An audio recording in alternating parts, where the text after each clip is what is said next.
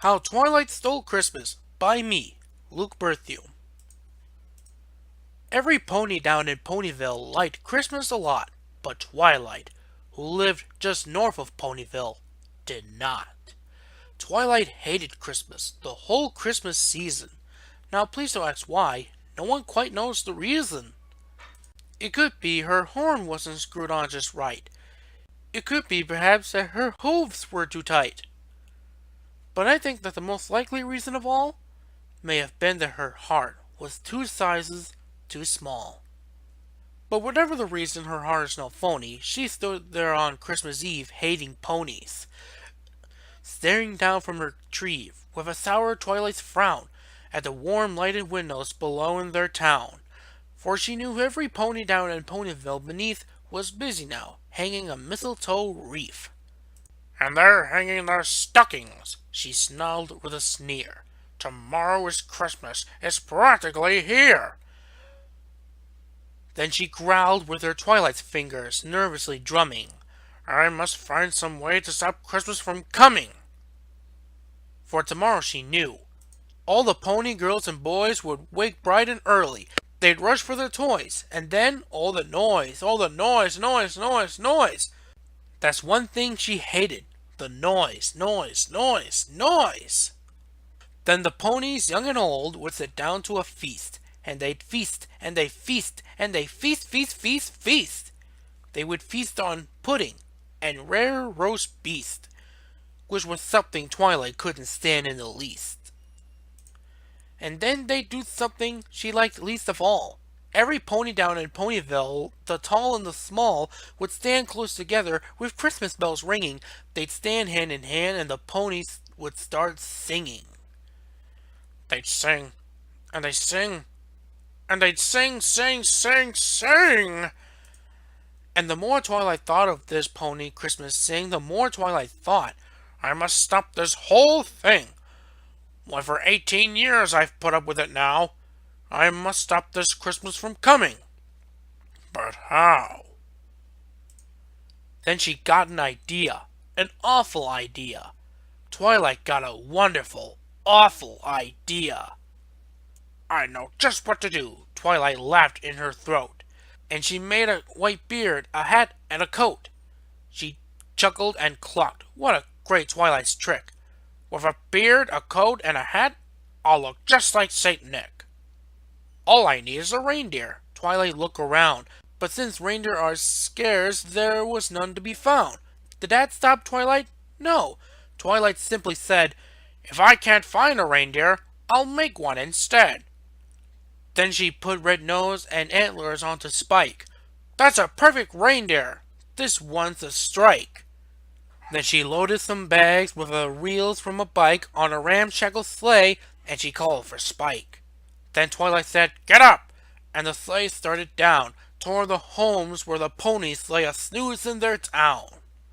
All their windows were dark. Quiet snow filled the air. All the ponies were all dreaming sweet dreams without care, when she came to the first little house on the square.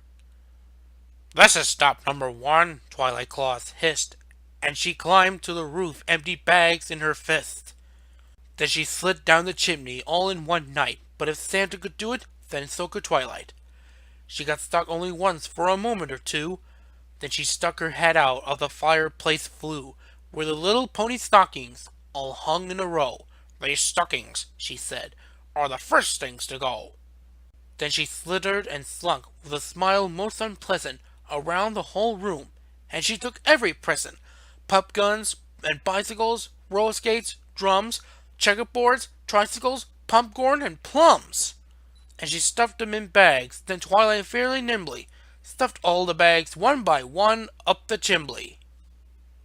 Then she slunk to the fridge. She took the pony's feast. She took the pudding. She took the roast beast. She cleaned out that fridge as quick as a flash. Why, that Twilight even took their last can of pony hash. Then she stuffed all the food up the chimney with glee. "And now," said Twilight, "I will stuff up the tree." And Twilight grabbed the tree as she started to shove, when she heard a small sound like the coo of a dove. She turned around fast, and she saw a small pony, Little Apple Bloom, who was no other than a phony. She stared at Twilight and said, Santa Claus, why? Why are you taking our Christmas tree? Why? but you know, that Twilight was so smart and so slick, she thought up a lie and she thought it up quick. Why, my sweet little filly, the fake Santa Claus lied. There's a light on this tree. It won't light on one side, so I'm taking it home to my workshop, my dear. I'll fix it up there, and I'll bring it back here. And her pip fooled the child. Then she patted her head, and she got her a drink, and she sent her to bed. And when Apple Bloom went to bed with her cup, she went to the chimney and stuffed the tree up. Then the last thing she took was a log for their fire. On their walls she left nothing but hooks and some wire. And the one speck of food that she left in the house was a crumb that was even too small for a mouse. Then she did the same thing to the other ponies' houses, leaving crumbs much too small for the other ponies' mouses. It was dawn, all the ponies still abed, all the ponies still snooze, when she packed up her sled. Packed it up with their presents, the ribbons, the wrappings, the tags and the tinsel, the trimmings, the trappings. 3,000 feet up the side of highest rumpet, she rode with her load to the tip-top to dump it. Pooh-pooh to the ponies she was twilightly humming. They're finding out now that no Christmas is coming. They're just waking up, I know just what they'll do. Their mouths will hang open a minute or two. Then the ponies down in Ponyville will all cry, Boo-hoo! That's a noise, grinned Twilight, that I simply must hear. So she paused, and Twilight put her hand to her ear. And she did hear a sound rising over the snow. It started in low, then it started to grow. But the sound wasn't sad. Why, this sound sounded merry.